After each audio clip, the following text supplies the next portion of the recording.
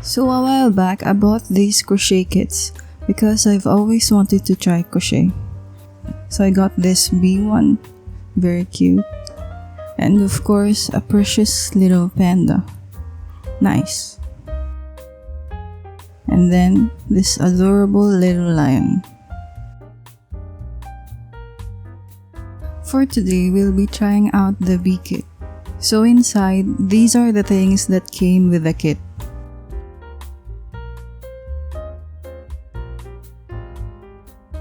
Okay, there we go. So it comes with a manual or guide, some stuffing, some tools needed like the hook, a needle, little pins, and the bead eyes. And of course, some yarn. For the bee, it has 4 types of color: white, yellow, brown, and black. So these are all the things needed to start this project. So let's check the manual first. Yeah, I don't understand this at all. Fortunately, the manual has a QR code for a video tutorial. So let's try that out instead. So we'll grab the yarn and we'll be doing our very first magic circle. So it says to wrap it around our fingers like so. Then we make a little circle hoop. Then we take the hook and take the string to make a knot.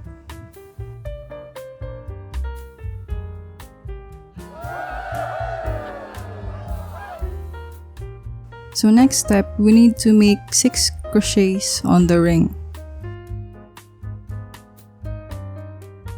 So this will be our first crochet. For anyone watching who's a pro at crochet, I know I'm taking my sweet time, but I hope you don't get annoyed on how slow I'm going and click off the video. So we need to make about 6 of these. After the first crochet, we need to place this marker so that we don't lose the first stitch. Then we proceed to make the remaining stitches. So after making 6 of these, we need to pull the tail to tighten it and turn it into a ring. Then we continue to crochet around the 6 stitches.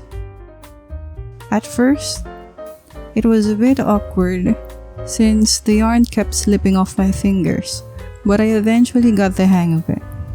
Also, per round, I learned that there are different patterns we need to follow in order to make the crochet spherical in shape. During this time, I learned about single crochet and increase. Single crochet just follows and elongates the round shape, while the increase slowly widens it to enlarge it, making it spherical shape. After a while, we now have this round piece. It's finally taking shape and is looking very promising. So I was happy to see it turning out well.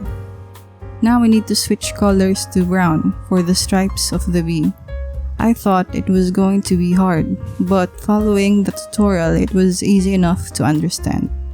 So I continue crocheting with the brown yarn without cutting off the yellow yarn, since we'll be switching back to it later on. First row is done, but we need 2 layers of brown, so I'll just repeat it again. And we come up with this. It looks like a cute beanie. After finishing the 2 layers of brown, we'll be switching back to yellow. At this point, I was starting to get used to it, and I know crochet might look monotonous, but it's actually very relaxing and fun. Although I still need to learn how to manage the yarn, since it keeps getting tangled in the middle of me working on the stitches, which was very annoying.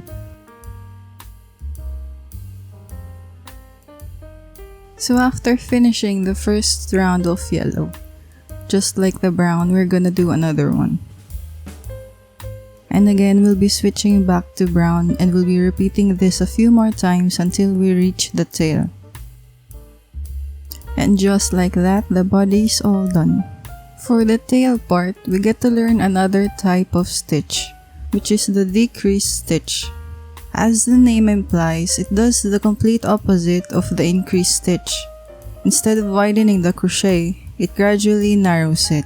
Also, I forgot to mention that a single stitch is combined with the increase and decrease stitch in a certain pattern.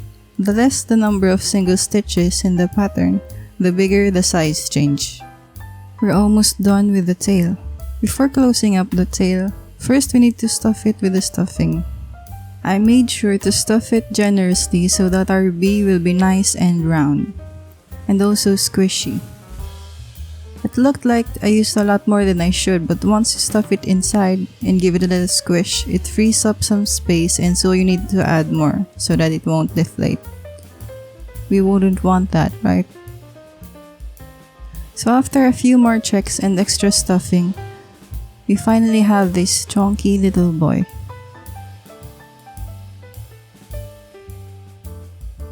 For the last stitches of the tail, I'll save you from the torture since I had no idea what I was doing. But thankfully it turned out pretty okay. A little blunt, but you know what? It's fine. Next up, we'll be doing the little wings. Just like the body, we start with making this little knot, but we need to tighten it instead.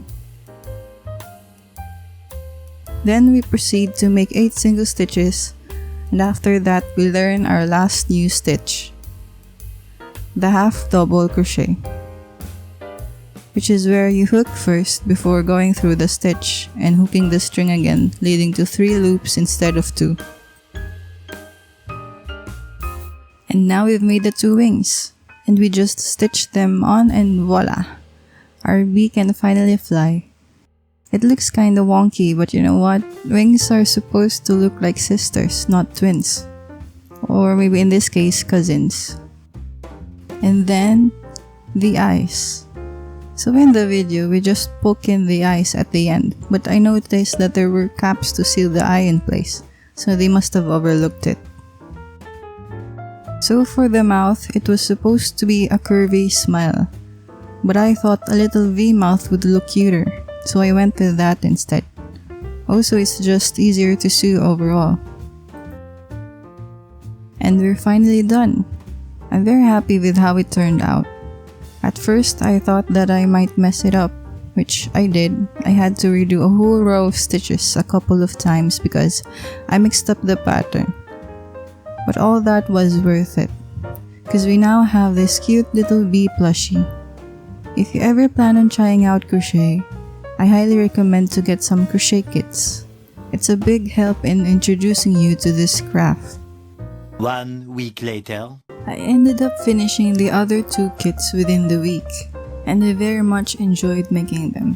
So this is the bee that we did. Then for the second one, I did the panda, which is a bit more challenging since it's no longer just a round shape, and I had to sew some parts.